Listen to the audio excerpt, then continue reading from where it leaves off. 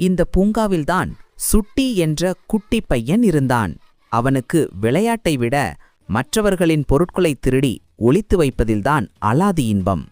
ஆனால் திருடுவது எவ்வளவு பெரிய தவறு என்று சுட்டிக்குத் தெரியாது.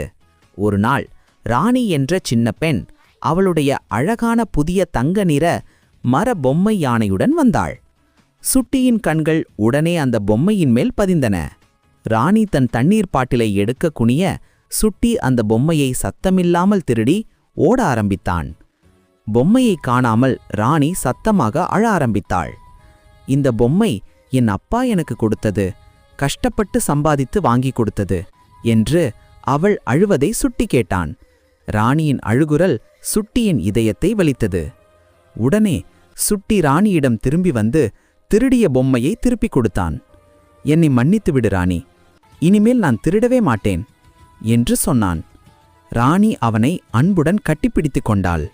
அன்று முதல் சுட்டி திருடுவதை விட்டுவிட்டு மற்றவர்களின் உழைப்பையும் உடைமைகளையும் மதிக்க கற்றுக்கொண்டான்.